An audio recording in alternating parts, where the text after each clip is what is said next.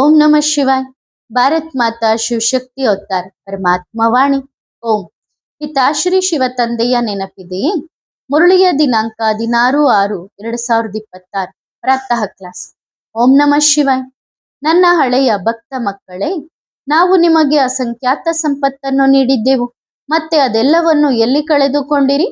ಅರ್ಧ ಕಲ್ಪದಿಂದ ಕಳೆದುಕೊಳ್ಳುತ್ತಾ ಈಗ ಎಷ್ಟು ದಿವಾಳಿ ಆಗಿದ್ದೀರಿ? ಭಾರತವು ಬಂಗಾರದ ಪಕ್ಷಿಯಾಗಿತ್ತು, ಅದು ಈಗ ಏನಾಗಿದೆ? ಈಗ ಪತಿತ ಪಾವನ ತಂದೆಯೂ ಬಂದಿದ್ದಾರೆ ನಿಮ್ಮನ್ನು ಮತ್ತೆ ಸಾಲ್ವೆಂಟ್ ಮಾಡಲು, ಶ್ರೀಮಂತರನ್ನಾಗಿ ಮಾಡಲು. ಓಂ ನಮಃ ಶಿವಾಯ್. ಮಕ್ಕಳು ಇಲ್ಲಿ ಕುಳಿತು ಯಾರನ್ನು ನೆನಪು ಮಾಡುತ್ತಿದ್ದಾರೆ? ತಮ್ಮ ಬೇಹದ್ದಿನ ತಂದೆಯನ್ನು. ಅವರು ಎಲ್ಲಿದ್ದಾರೆ? ಅವರನ್ನು ಕರೆಯಲಾಗುತ್ತದೆ ಅಲ್ಲವೇ? ಹೇ ಪತಿತ ಪಾವನ. ಇತ್ತೀಚೆಗೆ ಸನ್ಯಾಸಿಗಳು ಸಹ ಪತಿತ ಪಾವನ ಸೀತಾರಾಮ್ ಎನ್ನುತ್ತಾರೆ, ಅಂದರೆ ಪತಿತರಾದ ನಮ್ಮನ್ನು ಪಾವನ ಮಾಡುವ ತಂದೆಯೇ ಬನ್ನಿರಿ ಎಂದು. ಪಾವನ ಪ್ರಪಂಚ ಎಂದರೆ ಹೊಸ ಪ್ರಪಂಚ, ಪತಿತ ಎಂದರೆ ಹಳೆಯ ಪ್ರಪಂಚ ಎಂದು ಮಕ್ಕಳಿಗೆ ಗೊತ್ತಿದೆ. ಈಗ ನೀವು ಎಲ್ಲಿದ್ದೀರಿ? ಕಲಿಯುಗದ ಅಂತ್ಯದಲ್ಲಿದ್ದೀರಿ. ಅದಕ್ಕಾಗಿಯೇ ಕರೆಯುತ್ತೀರಿ, ಬಾಬಾ ನೀವು ಬಂದು ನಮ್ಮನ್ನು ಪತಿತರಿಂದ ಪಾವನರನ್ನಾಗಿ ಮಾಡಿ ಎಂದು. ನಾವು ಯಾರು? ಅಹಂ ಆತ್ಮ. ಆತ್ಮವೇ ಪವಿತ್ರವಾಗಬೇಕು. ಆತ್ಮ ಪವಿತ್ರವಾದರೆ ಶರೀರವು ಪವಿತ್ರವಾದದ್ದು ಸಿಗುತ್ತದೆ. ಆತ್ಮ ಪತಿತವಾಗಿದ್ದರೆ ಶರೀರವು ಪತಿತವಾಗಿರುತ್ತದೆ. ಈ ಶರೀರವು ಮಣ್ಣಿನ ಗೊಂಬೆ. ಆತ್ಮವು ಅವಿನಾಶಿಯಾಗಿದೆ. ಆತ್ಮವು ಈ ಇಂದ್ರಿಯಗಳ ಮೂಲಕ ಹೇಳುತ್ತದೆ, ಕರೆಯುತ್ತದೆ, ನಾವು ಪತಿತರಾಗಿದ್ದೇವೆ, ನಮಗೆ ಬಂದು ಪಾವನರನ್ನಾಗಿ ಮಾಡಿ ಎಂದು. ತಂದೆ ಪಾವನ ಮಾಡುತ್ತಾರೆ. 5 ವಿಕಾರಗಳ ರೂಪಿ ರಾವಣ ಪತಿತರನ್ನಾಗಿ ಮಾಡುತ್ತಾನೆ. ಪಾವನ ಸತ್ಯಯುಗಕ್ಕೆ, ಪತಿತ ಕಲಿಯುಗಕ್ಕೆ ಕರೆಯಲಾಗುತ್ತದೆ. ಈಗ ತಂದೆಯು ನಿಮಗೆ ಸ್ಮೃತಿ ನೀಡಿದ್ದಾರೆ, ನೀವು ಪಾವನರಾಗಿದ್ದೀರಿ. ನಂತರ ಹೀಗೆ 84 ಜನ್ಮಗಳನ್ನು ತೆಗೆದುಕೊಂಡಿದ್ದೀರಿ. ಈಗ ಅನೇಕ ಜನ್ಮಗಳ ಅಂತ್ಯದಲ್ಲಿದ್ದೀರಿ. 84 ಜನ್ಮಗಳು ಪೂರ್ಣಗೊಂಡಿವೆ. ಈ ಮನುಷ್ಯ ಸೃಷ್ಟಿ ರೂಪಿ ವೃಕ್ಷಕ್ಕೆ ತಂದೆ ಹೇಳುತ್ತಾರೆ, ನಾನು ಇದರ ಬೀಜ ರೂಪನಾಗಿದ್ದೇನೆ, ನನ್ನನ್ನು ಕರೆಯುತ್ತಾರೆ. ಹೇ ಪರಮಪಿತ, ಓ ಗಾಡ್ ಫಾದರ್, ಲಿಬ್ರೇಟರ್ ಮತ್ತು ಗೈಡ್ ಕೂಡ. ಪ್ರತಿಯೊಬ್ಬರು ತಮಗಾಗಿ ಹೇಳುತ್ತಾರೆ, ನನ್ನನ್ನು ದುಃಖದಿಂದ ಬಿಡುಗಡೆ ಮಾಡಿ ಮತ್ತು ಪಂಡಿತರಾಗಿ ಮನೆಗೆ ಕರೆದುಕೊಂಡು ಹೋಗಿ ಎಂದು. ಸನ್ಯಾಸಿಗಳು ಮೊದಲಾದವರು ಸಹ ಸ್ಥಿರವಾದ ಶಾಂತಿ ಹೇಗೆ ಸಿಗುತ್ತದೆ ಎಂದು ಕೇಳುತ್ತಾರೆ. ಈಗ ಶಾಂತಿಧಾಮವು ಮೂಲವತನವಾಗಿದೆ. ಎಲ್ಲಿಂದ ಆತ್ಮಗಳು ಪಾತ್ರ ಮಾಡಲು ಬರುತ್ತವೆ? ಅಲ್ಲಿ ಕೇವಲ ಆತ್ಮಗಳಿರುತ್ತವೆ, ಶರೀರವಿಲ್ಲ. ಆತ್ಮವು ನಗ್ನ, ಅಂದರೆ ಶರೀರವಿಲ್ಲದೆ ಇರುತ್ತದೆ. ನಗ್ನ ಅಂದರೆ ಬಟ್ಟೆ ಧರಿಸದೇ ಇರುವುದು ಎಂದಲ್ಲ. ಶರೀರವಿಲ್ಲದೆ ಆತ್ಮಗಳು ನಗ್ನವಾಗಿರುತ್ತವೆ. ಆ ನಾಗ ಸಾಧುಗಳು ಇದನ್ನು ಉಲ್ಟಾ ಅರ್ಥ ಮಾಡಿಕೊಂಡಿದ್ದಾರೆ. ಅವರು ಕುಂಭಮೇಳ ಮೊದಲಾದವುಗಳಲ್ಲಿ ಬಟ್ಟೆ ಇಲ್ಲದೆ ನಗ್ನವಾಗಿ ಬರುತ್ತಾರೆ. ತಂದೆ ಹೇಳುತ್ತಾರೆ, ಮಕ್ಕಳೇ, ನೀವು ಆತ್ಮಗಳು ಅಲ್ಲಿ ಮೂಲವತನದಲ್ಲಿ ಶರೀರವಿಲ್ಲದೆ ಇರುತ್ತೀರಿ. ಅದು ಶಾಂತಿಧಾಮ ಅಥವಾ ನಿರಾಕಾರಿ ಪ್ರಪಂಚ. ಅಲ್ಲಿ ಆತ್ಮಗಳು ವಾಸಿಸುತ್ತವೆ. ಮಕ್ಕಳಿಗೆ ಏಣಿಯ ಚಿತ್ರದ ಮೇಲೆ ವಿವರಿಸಲಾಗಿದೆ, ಹೇಗೆ ನಾವು ಏಣಿಯಿಂದ ಕೆಳಗೆ ಇಳಿಯುತ್ತಾ ಬಂದಿದ್ದೇವೆ. 84 ಜನ್ಮಗಳು ಬೇಕಾಗಿವೆ. ಇವು ಗರಿಷ್ಠ 84 ಜನ್ಮಗಳು. ನಂತರ ಕೆಲವರು 1 ಜನ್ಮವನ್ನು ತೆಗೆದುಕೊಳ್ಳುತ್ತಾರೆ. 1 ರಿಂದ 84 ಜನ್ಮಗಳವರೆಗೆ ಆತ್ಮಗಳು ಮೇಲಿನಿಂದ ಬರುತ್ತಲೇ ಇರುತ್ತವೆ. ಈಗ ತಂದೆ ಹೇಳುತ್ತಾರೆ, ನಾನು ಪಾವನ ಮಾಡಲು ಬಂದಿದ್ದೇನೆ. ಮಕ್ಕಳು ಪತ್ರ ಬರೆಯುವಾಗಲೂ ವಿಳಾಸ ಬರೆಯುತ್ತಾರೆ, ಶುಬಾಬಾ ಕೇರ್ ಆಫ್ ಬ್ರಹ್ಮ ಬಾಬಾ ಎಂದು. ಶುಬಾಬಾ ಆತ್ಮಗಳ ತಂದೆ ಮತ್ತು ಬ್ರಹ್ಮರನ್ನು ಆದಿದೇವ ಆಡಮ್ ದಾದಾ ಎಂದು ಕರೆಯಲಾಗುತ್ತದೆ. ದಾದಾರವರಲ್ಲಿ ತಂದೆ ಬರುತ್ತಾರೆ, ಹೇಳುತ್ತಾರೆ, ನೀವು ನನ್ನನ್ನು ಕರೆದಿದ್ದೀರಿ, ಹೇ ಪತಿತ ಪಾವನ, ಬನ್ನಿರಿ ಎಂದು. ಆತ್ಮಗಳು ಈ ಶರೀರದ ಮೂಲಕ ಕರೆದಿವೆ. ಮುಖ್ಯವಾಗಿ ಆತ್ಮವೇ ಅಲ್ಲವೇ? ಇದು ದುಃಖಧಾಮವಾಗಿದೆ. ಇಲ್ಲಿ ನೋಡಿ, ಕುಳಿತಲ್ಲೇ ಅಕಾಲ ಮೃತ್ಯುವೂ ಆಗುತ್ತದೆ. ಸಣ್ಣ ಮಕ್ಕಳು ಸಾಯುತ್ತಾರೆ. ಸತ್ಯಯುಗದಲ್ಲಿ ಅಕಾಲ ಮೃತ್ಯು ಎಂದಿಗೂ ಆಗುವುದಿಲ್ಲ. ಇಲ್ಲಿ ಕುಳಿತಲ್ಲೇ ಸಾಯುತ್ತಾರೆ. ಅಲ್ಲಿ ಅಂತಹ ಯಾವುದೇ ಕಾಯಿಲೆ ಇರುವುದಿಲ್ಲ. ಹೆಸರೇ ಸ್ವರ್ಗ. ಎಷ್ಟು ಒಳ್ಳೆಯ ಹೆಸರಿದೆ. ಹೆಸರು ಕೇಳಿದ ತಕ್ಷಣ ಮನಸ್ಸು ಖುಷಿಯಾಗುತ್ತದೆ. ಸತ್ಯಯುಗ, ಹೆವೆನ್, ಪ್ಯಾರಡೈಸ್. ಕ್ರಿಶ್ಚಿಯನ್ನರು ಸಹ ಕ್ರಿಸ್ತನಿಗಿಂತ 3000 ವರ್ಷಗಳ ಮೊದಲು ಪ್ಯಾರಡೈಸ್ ಇತ್ತು ಎಂದು ಹೇಳುತ್ತಾರೆ. ಇಲ್ಲಿ ಭಾರತವಾಸಿಗಳಿಗೆ ಇದು ಗೊತ್ತೇ ಇಲ್ಲ, ಏಕೆಂದರೆ ಇವರು ಸುಖವನ್ನು ಬಹಳ ನೋಡಿದ್ದಾರೆ, ಆದ್ದರಿಂದ ದುಃಖವನ್ನು ಬಹಳ ನೋಡುತ್ತಿದ್ದಾರೆ. ತಮೋ ಪ್ರಧಾನರಾಗಿದ್ದಾರೆ. 84 ಜನ್ಮಗಳು ಇವರದ್ದೇ ಆಗಿವೆ. ಅರ್ಧ ಕಲ್ಪದ ನಂತರ ಬೇರೆ ಧರ್ಮದವರು ಬರುತ್ತಾರೆ. ಈಗ ನೀವು ಅರ್ಥ ಮಾಡಿಕೊಳ್ಳುತ್ತೀರಿ. ಅರ್ಧ ಕಲ್ಪ ದೇವಿ ದೇವತೆಗಳಿದ್ದರು ಮತ್ತು ಬೇರೆ ಯಾವುದೇ ಧರ್ಮವಿರಲಿಲ್ಲ. ನಂತರ ತ್ರೇತಾಯುಗದಲ್ಲಿ ರಾಮರಾಜ್ಯವಿದ್ದಾಗ ಇಸ್ಲಾಮಿಗಳು, ಬೌದ್ಧರು ಇರಲಿಲ್ಲ. ಮನುಷ್ಯರು ಸಂಪೂರ್ಣವಾಗಿ ಘೋರ ಅಂಧಕಾರದಲ್ಲಿದ್ದಾರೆ. ಪ್ರಪಂಚದ ಆಯುಷು ಲಕ್ಷಾಂತರ ವರ್ಷಗಳು ಎಂದು ಹೇಳುತ್ತಾರೆ. ಕಲ್ಪದ ಆಯುಷನ್ನು ಎಷ್ಟು ದೀರ್ಘವಾಗಿ ಮಾಡಿದ್ದಾರೆ. ಆದ್ದರಿಂದ ಮನುಷ್ಯರು ಕಲಿಯುಗವು ಇನ್ನು ಚಿಕ್ಕ ಮಗು ಎಂದು ತಿಳಿದುಕೊಳ್ಳುತ್ತಾರೆ. ಈಗ ನೀವು ತಿಳಿಯುತ್ತೀರಿ, ಕಲಿಯುಗದ ಆಯುಷು ಪೂರ್ಣಗೊಂಡಿದೆ. ನಂತರ ಸತ್ಯಯುಗಕ್ಕೆ ಬರುತ್ತೀರಿ. ಆದ್ದರಿಂದ ನೀವು ತಂದೆಯಿಂದ ಸ್ವರ್ಗದ ಆಸ್ತಿ ಪಡೆಯಲು ಬಂದಿದ್ದೀರಿ. ನೀವೆಲ್ಲರೂ ಸ್ವರ್ಗವಾಸಿಗಳಾಗಿದ್ದೀರಿ. ತಂದೆ ಬರುವುದೇ ಸ್ವರ್ಗ ಸ್ಥಾಪನೆ ಮಾಡಲು. ಉಳಿದವರೆಲ್ಲರೂ ಶಾಂತಿಧಾಮ ಮನೆಗೆ ಹೊರಟು ಹೋಗುತ್ತಾರೆ. ಅದು ಸ್ವೀಟ್ ಹೋಮ್. ನಾವಾತ್ಮಗಳು ಅಲ್ಲಿ ಸೈಲೆನ್ಸ್ ನಲ್ಲಿ ವಾಸಿಸುತ್ತೇವೆ. ನಂತರ ಇಲ್ಲಿ ಬಂದು ಪಾತ್ರಧಾರಿಗಳಾಗುತ್ತೇವೆ. ಶರೀರವಿಲ್ಲದೆ ಆತ್ಮವು ಮಾತನಾಡಲು ಸಾಧ್ಯವಿಲ್ಲ. ಅಲ್ಲಿ ಶರೀರವಿಲ್ಲದ ಕಾರಣ ಆತ್ಮವು ಶಾಂತವಾಗಿರುತ್ತದೆ. ಅದನ್ನು ಶಾಂತಿಧಾಮ, ಮೂಲವತನ ಎಂದು ಕರೆಯಲಾಗುತ್ತದೆ. ಈ ಮಾತುಗಳು ಶಾಸ್ತ್ರಗಳಲ್ಲಿ ಇಲ್ಲ. ಶಾಸ್ತ್ರಗಳನ್ನು ಮನುಷ್ಯರು ತಯಾರಿಸಿದ್ದಾರೆ. ಸತ್ಯಯುಗದಲ್ಲಿ ಇವು ಇರುವುದೇ ಇಲ್ಲ. ಭಕ್ತಿಯನ್ನೇ ಮಾಡುವುದಿಲ್ಲ. ಆದ್ದರಿಂದ ಶಾಸ್ತ್ರಗಳ ಅಗತ್ಯವೂ ಇರುವುದಿಲ್ಲ. ದೇವತೆಗಳು ಭಕ್ತಿ ಮಾಡುವುದೇ ಇಲ್ಲ. ನಂತರ ದೇವತೆಗಳ ಭಕ್ತಿಯನ್ನು ಮನುಷ್ಯರು ಮಾಡುತ್ತಾರೆ. ಅದು ದೇವತೆಗಳ ಪ್ರಪಂಚ, ಇದು ಮನುಷ್ಯರ ಪ್ರಪಂಚ. ಅರ್ಧ ಕಲ್ಪ ದೇವಿ ದೇವತೆಗಳು ಸೂರ್ಯವಂಶಿ, ಚಂದ್ರವಂಶೀಯರು. ನಂತರ ದ್ವಾಪರ ಕಲಿಯುಗದಲ್ಲಿ ಮನುಷ್ಯರಿರುತ್ತಾರೆ. ದೇವತೆಗಳ ರಾಜ್ಯವಿತ್ತು, ಈಗ ಇಲ್ಲ. ಎಲ್ಲಿ ಹೋದರು ಎಂದು ಯಾರಿಗೂ ತಿಳಿದಿಲ್ಲ. ಈ ಲಕ್ಷ್ಮೀನಾರಾಯಣರ ರಾಜ್ಯವಿತ್ತು ಅಲ್ಲವೇ?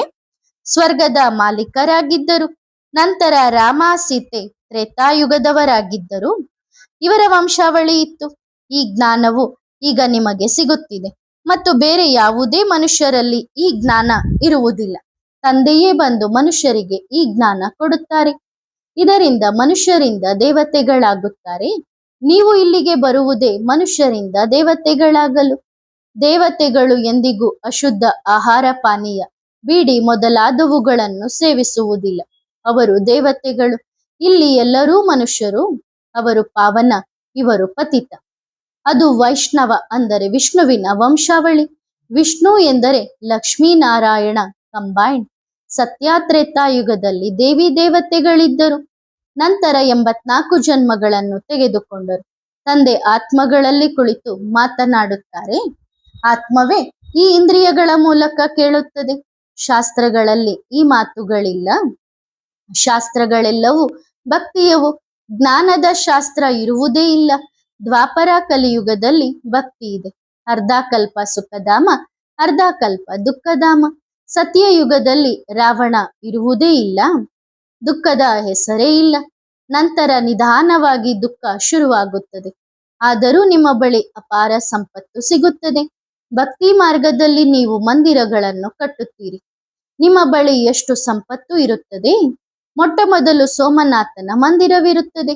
ಬಹಳ ಆಸ್ತಿ ಇತ್ತು. ದೊಡ್ಡ ದೊಡ್ಡ ವಜ್ರ ವೈಡೂರ್ಯಗಳು ನಿಮ್ಮ ಬಳಿ ಇದ್ದವು. ಅವುಗಳ ಬೆಲೆ ಹೇಳಲು ಸಾಧ್ಯವಿಲ್ಲ. ಮುಖ್ಯವಾದದ್ದು ಸೋಮನಾಥನ ಮಂದಿರ. ಆದರೆ ರಾಜರುಗಳೆಲ್ಲರೂ ತಮ್ಮ ತಮ್ಮ ಮಂದಿರಗಳನ್ನು ಕಟ್ಟುತ್ತಿದ್ದರು ಅಲ್ಲವೇ? ಏಕೆಂದರೆ ಅವರು ಪೂಜೆ ಮಾಡಬೇಕಿತ್ತು. ಪೂಜೆ ಮೊಟ್ಟ ಮೊದಲು ಶಿವನದ್ದೇ ಆಗುತ್ತದೆ. ಸೋಮನಾಥ ಎಂದು ಶಿವನಿಗೆ ಹೇಳಲಾಗುತ್ತದೆ. ಸೋಮನಾಥ ಎಂದರೆ ಸೋಮರಸ ಕುಡಿಸುವವನು. ಜ್ಞಾನವು ಅಮೃತವಾಗಿದೆ ಅಲ್ಲವೇ? ಆದ್ದರಿಂದ ತಂದೆ ಕುಳಿತು ವಿವರಿಸುತ್ತಾರೆ. ಈ ಭಾರತವು ಮೊದಲು ಸತ್ಯಖಂಡವಾಗಿತ್ತು. ಸತ್ಯ ತಂದೆಯು ಸ್ಥಾಪನೆ ಮಾಡಿದ್ದಾಗಿರುತ್ತದೆ. ತಂದೆಯನ್ನೇ ಸತ್ಯ ಎಂದು ಕರೆಯಲಾಗುತ್ತದೆ. ತಂದೆ ಹೇಳುತ್ತಾರೆ, ನಾನು ಬಂದು ಈ ಭಾರತವನ್ನು ಸತ್ಯಖಂಡವನ್ನಾಗಿ ಮಾಡುತ್ತೇನೆ. ನೀವು ಸತ್ಯ ದೇವತೆಗಳಾಗುವುದು ಹೇಗೆ ಎನ್ನುವುದನ್ನು ನಿಮಗೆ ಕಲಿಸುತ್ತೇನೆ. ಎಷ್ಟು ಮಕ್ಕಳು ಇಲ್ಲಿಗೆ ಬರುತ್ತಾರೆ? ಬಹಳಷ್ಟು ಮಂದಿ ಬರುತ್ತಾರೆ. ಆದ್ದರಿಂದ ಕಟ್ಟಡಗಳು ನಿರ್ಮಾಣವಾಗುತ್ತಲೇ ಇರುತ್ತವೆ. ಬಹಳಷ್ಟು ಆಗುತ್ತವೆ. ಕಟ್ಟಡಗಳನ್ನು ಖರೀದಿಯೂ ಮಾಡುತ್ತಾರೆ. ಶಿವಬಾಬಾ ಬ್ರಹ್ಮಾರವರ ಮೂಲಕ ಕಾರ್ಯ ಮಾಡುತ್ತಾರೆ. ಬ್ರಹ್ಮಾರು ಕ್ಷಾಮ ಆದರು, ಏಕೆಂದರೆ ಇದು ಅನೇಕ ಜನ್ಮಗಳ ಅಂತ್ಯದ ಜನ್ಮವಾಗಿದೆ. ಇವರು ಮತ್ತೆ ಸುಂದರ ಆಗುತ್ತಾರೆ. ಕೃಷ್ಣನ ಚಿತ್ರವು ಸುಂದರ ಮತ್ತು ಶ್ಯಾಮ ಇದೆ ಅಲ್ಲವೇ? ಮ್ಯೂಸಿಯಂನಲ್ಲಿ ಬಹಳ ಒಳ್ಳೆಯ ಚಿತ್ರಗಳಿವೆ. ಅದರ ಮೇಲೆ ನೀವು ಚೆನ್ನಾಗಿ ವಿವರಿಸಬಹುದು. ಇಲ್ಲಿ ಬಾಬಾ ಮ್ಯೂಸಿಯಂ ಮಾಡುವುದಿಲ್ಲ. ಇದನ್ನು ಟವರ್ ಆಫ್ ಸೈಲೆನ್ಸ್ ಎಂದೇ ಕರೆಯಲಾಗುತ್ತದೆ. ನಾವು ಶಾಂತಿಧಾಮ, ನಮ್ಮ ಮನೆಗೆ ಹೋಗುತ್ತೇವೆ ಎಂದು ನಿಮಗೆ ಗೊತ್ತಿದೆ. ನಾವು ಅಲ್ಲಿನ ನಿವಾಸಿಗಳು. ನಂತರ ಇಲ್ಲಿ ಶರೀರ ಪಡೆದು ಪಾತ್ರ ಮಾಡುತ್ತೇವೆ. ಮೊಟ್ಟ ಮೊದಲು ಮಕ್ಕಳಿಗೆ ಈ ನಿಶ್ಚಯವಿರಬೇಕು, ಏನೆಂದರೆ ಇದನ್ನು ಯಾವುದೇ ಸಾಧು ಸಂತರು ಕಲಿಸುತ್ತಿಲ್ಲ. ಇವರು ಸಿಂಧ್ ನಿವಾಸಿಯಾಗಿದ್ದರು, ಆದರೆ ಇವರಲ್ಲಿ ಪ್ರವೇಶ ಮಾಡಿ ಮಾತನಾಡುವವರು ಜ್ಞಾನ ಸಾಗರರಾಗಿದ್ದಾರೆ. ಅವರನ್ನು ಯಾರೂ ತಿಳಿದುಕೊಂಡಿಲ್ಲ. ಗಾಡ್ ಫಾದರ್ ಎಂದು ಹೇಳುತ್ತಾರೆ, ಆದರೆ ರೂಪ, ದೇಶ, ಕಾಲ ಯಾವುದು ಎಂದು ಯಾರಿಗೂ ಗೊತ್ತಿಲ್ಲ. ಶಾಸ್ತ್ರಗಳಲ್ಲಿ ಅವರ ಹೆಸರು, ರೂಪ, ದೇಶ, ಕಾಲ ತೋರಿಸಿಲ್ಲ. ಅವರು ನಿರಾಕಾರ, ಅವರಿಗೆ ಯಾವುದೇ ಆಕಾರವಿಲ್ಲ. ನಂತರ ಅವರು ಸರ್ವವ್ಯಾಪಿ ಎಂದು ಹೇಳುತ್ತಾರೆ. ಅರೆ, ಪರಮಾತ್ಮ ಎಲ್ಲಿದ್ದಾರೆ? ಅವರು ಕಣಕಣದಲ್ಲಿ ಇದ್ದಾರೆ ಎಂದು ಹೇಳುತ್ತಾರೆ. ಎಲ್ಲರ ಒಳಗಿದ್ದಾರೆ ಎಂದು. ಈಗ ಪ್ರತಿಯೊಬ್ಬರ ಕಣಕಣದಲ್ಲಿ ಪ್ರತಿಯೊಬ್ಬರ ಆತ್ಮವೂ ಕುಳಿತಿದೆ. ಎಲ್ಲರೂ ಸಹೋದರರು ಅಲ್ಲವೇ? ಕಣಕಣದಲ್ಲಿ ಪರಮಾತ್ಮ ಮತ್ತೆ ಎಲ್ಲಿಂದ ಬಂದರು? ಪರಮಾತ್ಮನೂ ಇದ್ದರೆ ಆತ್ಮವೂ ಇದೆ ಎಂದಲ್ಲ. ಪರಮಾತ್ಮ ತಂದೆಯನ್ನು ಕರೆಯುತ್ತಾರೆ, ಹೇ ತಂದೆ, ನೀನು ಬಂದು ಪತಿತರಾದ ನಮ್ಮನ್ನು ಪಾವನ ಮಾಡಿ ಎಂದು. ನನ್ನನ್ನು ನೀವು ಈ ಕೆಲಸಕ್ಕಾಗಿ, ಈ ಸೇವೆಗಾಗಿ ಕರೆಯುತ್ತೀರಿ. ನಮ್ಮ ಕೊಳಕನ್ನು ಬಂದು ಶುದ್ಧ ಮಾಡಿ ಎಂದು. ಪತಿತ ಪ್ರಪಂಚದಲ್ಲಿ ನನಗೆ ಆಮಂತ್ರಣ ನೀಡುತ್ತೀರಿ. ಬಾಬಾ, ನಾವು ಪತಿತರಾಗಿದ್ದೇವೆ ಎಂದು ಹೇಳುತ್ತೀರಿ. ಬಾಬಾ, ಪಾವನ ಪ್ರಪಂಚವನ್ನು ನೋಡುವುದೇ ಇಲ್ಲ. ಪತಿತ ಪ್ರಪಂಚದಲ್ಲೇ ನಿಮ್ಮ ಸೇವೆ ಮಾಡಲು ಬಂದಿದ್ದೇನೆ. ಈಗ ಈ ರಾವಣ ರಾಜ್ಯವು ವಿನಾಶವಾಗುತ್ತದೆ. ಉಳಿದಂತೆ ನೀವು ಕಲಿಯುವ ರಾಜಯೋಗದಿಂದ ಹೋಗಿ ರಾಜರಿಗೂ ರಾಜರಾಗುತ್ತೀರಿ. ನಿಮಗೆ ಅಸಂಖ್ಯಾತ ಬಾರಿ ಈ ರಾಜಯೋಗವನ್ನು ಕಲಿಸಿದ್ದೇನೆ. ಮತ್ತೆ 5,000 ವರ್ಷಗಳ ನಂತರ ನಿಮಗೆ ಕಲಿಸುತ್ತೇನೆ. ಸತ್ಯಯುಗ, ತ್ರೇತಾಯುಗದ ರಾಜಧಾನಿ ಈಗ ಸ್ಥಾಪನೆಯಾಗುತ್ತಿದೆ. ಮೊಟ್ಟ ಮೊದಲು ಬ್ರಾಹ್ಮಣ ಕುಲ, ಪ್ರಜಾಪಿತ ಬ್ರಹ್ಮ ಎಂದು ಹೇಳಲಾಗುತ್ತದೆ. ಯಾರನ್ನು ಆಡಮ್ ಆದಿದೇವ ಎನ್ನುತ್ತಾರೆ? ಇದು ಯಾರಿಗೂ ಗೊತ್ತಿಲ್ಲ. ಇಲ್ಲಿ ಬಂದು ಕೇಳಿ. ನಂತರ ಮಾಯೆಯ ವಶವಾಗುವವರು ಬಹಳ ಜನರಿದ್ದಾರೆ. ಪುಣ್ಯಾತ್ಮರಾಗುತ್ತಾ ಪಾಪಾತ್ಮರಾಗಿ ಬಿಡುತ್ತಾರೆ. ಮಾಯೆಯು ಬಹಳ ಪ್ರಬಲವಾಗಿದೆ. ಇಲ್ಲಿ ಯಾರು ಪವಿತ್ರ ಆತ್ಮ, ಪುಣ್ಯಾತ್ಮರಿಲ್ಲ. ಪವಿತ್ರ ಆತ್ಮಗಳು ದೇವಿ ದೇವತೆಗಳೇ ಆಗಿದ್ದರು. ಯಾವಾಗ ಎಲ್ಲರೂ ಪತಿತರಾಗುತ್ತಾರೋ ಆಗ ತಂದೆಯನ್ನು ಕರೆಯುತ್ತಾರೆ. ಈಗ ರಾವಣ ರಾಜ್ಯ ಪತಿತ ಪ್ರಪಂಚ. ಇದನ್ನು ಮುಳ್ಳಿನ ಕಾಡು ಎಂದೇ ಕರೆಯಲಾಗುತ್ತದೆ. ಸತ್ಯಯುಗವು ಗಾರ್ಡನ್ ಆಫ್ ಫ್ಲವರ್ಸ್. ಮೊಘಲ್ ಗಾರ್ಡನ್ನಲ್ಲಿ ಎಷ್ಟು ಫಸ್ಟ್ ಕ್ಲಾಸ್ ಒಳ್ಳೆಯ ಹೂವುಗಳಿರುತ್ತವೆ. ಎಕ್ಕದ ಹೂವುಗಳು ಸಿಗುತ್ತವೆ, ಆದರೆ ಅವುಗಳ ಅರ್ಥ ತಿಳಿಯುವುದಿಲ್ಲ. ಶಿವನ ಮೇಲೆ ಎಕ್ಕದ ಹೂವು ಏಕೆ ಏರಿಸುತ್ತಾರೆ? ಇದನ್ನು ತಂದೆ ಕುಳಿತು ವಿವರಿಸುತ್ತಾರೆ. ನಾನು ಕಲಿಸುವಾಗ ಅವರಲ್ಲಿ ಕೆಲವರು ಫಸ್ಟ್ ಕ್ಲಾಸ್ ಹೂವುಗಳಿದ್ದಾರೆ, ಕೆಲವರು ಮಲ್ಲಿಗೆಯಂತೆ, ಕೆಲವರು ರತನ್ ಜ್ಯೋತಿಯಂತೆ, ಕೆಲವರು ಎಕ್ಕದ ಹೂವುಗಳು ಇದ್ದಾರೆ. ನಂಬರ್ ವಾರ್ ಇದ್ದಾರೆ ಅಲ್ಲವೇ? ಆದ್ದರಿಂದ ಇದನ್ನು ದುಃಖಧಾಮ ಎನ್ನಲಾಗುತ್ತದೆ. ಮೃತ್ಯುಲೋಕ. ಸತ್ಯಯುಗವು ಅಮರಲೋಕ. ಈಗ ಇದು ನರಕವಾಗಿದೆ. ನಂತರ ಸ್ವರ್ಗವಾಗುತ್ತಿದೆ. ಹೊಸ ಪ್ರಪಂಚ. ಸ್ವರ್ಗ ಮಾಡುವವರೇ ತಂದೆ. ಅವರನ್ನೇ ನಾಲೆಡ್ಜ್ಫುಲ್ ಎಂದು ಕರೆಯಲಾಗುತ್ತದೆ. ಅವರು ಚೈತನ್ಯ ಬೀಜರೂಪಿಯಾಗಿದ್ದಾರೆ. ಅವರನ್ನು ಜ್ಞಾನ ಸಾಗರ ಎಂದು ಕರೆಯಲಾಗುತ್ತದೆ. ಎಲ್ಲರ ಒಳಗಿರುವುದನ್ನು ತಿಳಿಯುತ್ತಾರೆ ಎಂದಲ್ಲ. ಅಂತರ್ಯಾಮಿ ಎನ್ನುವುದು ಮನುಷ್ಯರ ಸುಳ್ಳು ಮಾತು. ಉಳಿದಂತೆ ಜ್ಞಾನ ಸಾಗರ ಎನ್ನುವುದು ಸರಿ. ಚೈತನ್ಯ ಬೀಜರೂಪಿಯಾಗಿದ್ದಾರೆ. ಸೃಷ್ಟಿಯ ಆದಿ ಮಧ್ಯ ಅಂತ್ಯವನ್ನು ತಿಳಿದುಕೊಳ್ಳುತ್ತಾರೆ. ಆದ್ದರಿಂದ ಅವರನ್ನು ಜ್ಞಾನ ಸಾಗರ ಎನ್ನಲಾಗುತ್ತದೆ. ಸೃಷ್ಟಿಯ ಆದಿ ಮಧ್ಯ ಅಂತ್ಯದ ಜ್ಞಾನವನ್ನು ನೀವು ಮಕ್ಕಳಿಗೆ ನೀಡುತ್ತಿದ್ದಾರೆ. ಮೂಲವತನ, ಸೂಕ್ಷ್ಮವತನ, ಸ್ಥೂಲವತನ, ಈ ಚಕ್ರವು ತಿರುಗುತ್ತಲೇ ಇರುತ್ತದೆ. ಸಂಗಮ ಯುಗದಲ್ಲೇ ಈ ಪ್ರಪಂಚವು ಬದಲಾಗುತ್ತದೆ. ಈಗ ನೀವು ಸಂಗಮ ಯುಗದಲ್ಲಿ ನಿಂತಿದ್ದೀರಿ ಮತ್ತು ನೀವು ರಾಜಯೋಗಿಗಳಾಗಿದ್ದೀರಿ. ತಂದೆ ಕುಳಿತು ಕಲಿಸುತ್ತಾರೆ. ಯಾರು ತಂದೆಯ ಮಕ್ಕಳಾಗುತ್ತಾರೋ ಅವರು ರಾಜಯೋಗ ಕಲಿಯುತ್ತಾರೆ. ಮೊಟ್ಟ ಮೊದಲು ಮುಖ್ಯವಾಗಿ ಅರ್ಥ ಮಾಡಿಕೊಳ್ಳಬೇಕಾದ ವಿಷಯವೆಂದರೆ ಬಾಬಾ ತಂದೆಯೂ ಹೌದು, ಸುಪ್ರೀಂ ಟೀಚರ್ ಕೂಡ ಹೌದು, ಸುಪ್ರೀಂ ಗುರು ಕೂಡ ಹೌದು. ಈಗ ನಿಮಗೆ ಶಿವಬಾಬಾ ಕಲಿಸುತ್ತಿದ್ದಾರೆ. ಅವರು ನಿಮ್ಮ ಸದ್ಗುರು ಕೂಡ ಹೌದು. ನಿಮ್ಮೆಲ್ಲರನ್ನೂ ವಾಪಸ್ ಕರೆದುಕೊಂಡು ಹೋಗುತ್ತಾರೆ. ಇದನ್ನು ಶಿವನ ಮೆರವಣಿಗೆ ಎನ್ನಲಾಗುತ್ತದೆ. ಎಲ್ಲ ಭಕ್ತರಿಗೆ ಭಗವಂತ ಬಂದು ಕಲಿಸಿ ಸ್ವರ್ಗವಾಸಿಗಳನ್ನಾಗಿ ಮಾಡುತ್ತಾರೆ. ಈ ಮಾತುಗಳು ಯಾವುದೇ ಶಾಸ್ತ್ರಗಳಲ್ಲಿ ಇಲ್ಲ. ಶಾಸ್ತ್ರಗಳನ್ನು ಈ ದಾದಾ ಬಹಳ ಓದಿದ್ದಾರೆ. ತಂದೆ ಓದುವುದಿಲ್ಲ. ತಂದೆಯೇ ಸ್ವಯಂ ಸದ್ಗತಿದಾತ. ಅವರಿಗೆ ಯಾವುದೇ ಶಾಸ್ತ್ರ ಓದುವ ಅಗತ್ಯವೇ ಇಲ್ಲ. ಉಲ್ಲೇಖ ಮಾಡುತ್ತಾರೆ, ಅದು ಕೇವಲ ಗೀತೆಯದ್ದು. ಸರ್ವಶಾಸ್ತ್ರಮಯಿ ಗೀತೆಯನ್ನು ಭಗವಂತ ನೀಡಿದ್ದಾರೆ. ಆದರೆ ಭಗವಂತ ಎಂದು ಯಾರನ್ನು ಕರೆಯಲಾಗುತ್ತದೆ ಎಂದು ಈ ಭಾರತವಾಸಿಗಳಿಗೆ ಗೊತ್ತಿಲ್ಲ. ತಂದೆಯನ್ನು ಸರ್ವವ್ಯಾಪಿ ಎಂದು ಹೇಳುತ್ತಾರೆ. ಇದು ತಂದೆಯನ್ನು ನಿಂದಿಸಿದಂತೆ. ತಂದೆಯನ್ನು ಅವಮಾನಿಸುತ್ತಾರೆ. ಆದ್ದರಿಂದ ಪತಿತರಾಗುತ್ತಾರೆ. ನಂತರ ಪಾವನ ಮಾಡುವವರು ಯಾರು? ಯಾರನ್ನು ಇಷ್ಟು ಅವಮಾನಿಸಲಾಗಿದೆಯೋ ಅವರೇ ಬಂದು ಪಾವನ ಮಾಡುತ್ತಾರೆ. ನಾನು ನಿಷ್ಕಾಮ ಸೇವೆ ಮಾಡುತ್ತೇನೆ ಎಂದು ಹೇಳುತ್ತಾರೆ. ನಿಮ್ಮನ್ನು ವಿಶ್ವದ ಮಾಲೀಕನನ್ನಾಗಿ ಮಾಡುತ್ತೇನೆ. ನಾನು ಆಗುವುದಿಲ್ಲ. ಸ್ವರ್ಗದಲ್ಲಿ ನೀವು ನನ್ನನ್ನು ನೆನಪು ಮಾಡುವುದಿಲ್ಲ. ದುಃಖದಲ್ಲಿ ಎಲ್ಲರೂ ನೆನಪು ಮಾಡುತ್ತಾರೆ. ಸುಖದಲ್ಲಿ ಯಾರೂ ಮಾಡುವುದಿಲ್ಲ. ಇದನ್ನು ದುಃಖ ಮತ್ತು ಸುಖದ ಆಟ ಎನ್ನಲಾಗುತ್ತದೆ. ಸ್ವರ್ಗದಲ್ಲಿ ಬೇರೆ ಯಾವುದೇ ಧರ್ಮ ಇರುವುದೇ ಇಲ್ಲ. ಅವೆಲ್ಲವೂ ಬರುವುದೇ ನಂತರ. ಕ್ರಿಶ್ಚಿಯನ್ನರು ಸ್ವಯಂ ಹೇಳುತ್ತಾರೆ, 3000 ವರ್ಷಗಳ ಮೊದಲು ಸ್ವರ್ಗವಿತ್ತು ಮತ್ತು ಬೇರೆ ಯಾವುದೇ ಧರ್ಮವಿರಲಿಲ್ಲ ಎಂದು. ನಾವಾತ್ಮಗಳು ಶಾಂತಿಧಾಮದಲ್ಲಿದ್ದೆವು. ಈ ಮಾತುಗಳು ಯಾವುದೇ ಶಾಸ್ತ್ರಗಳಲ್ಲಿ ಇಲ್ಲ. ಶಾಸ್ತ್ರಗಳಿಂದ ಸದ್ಗತಿ ಸಿಗಲು ಸಾಧ್ಯವಿಲ್ಲ. ಅವುಗಳಲ್ಲಿಯೂ ಮುಖ್ಯವಾದದ್ದು ಗೀತೆ. ತಂದೆ ಈ ಜ್ಞಾನದಿಂದ ಸದ್ಗತಿ ಮಾಡುತ್ತಾರೆ. ಅದರ ಹೆಸರನ್ನು ಗೀತೆ ಎಂದು ಇಡಲಾಗಿದೆ.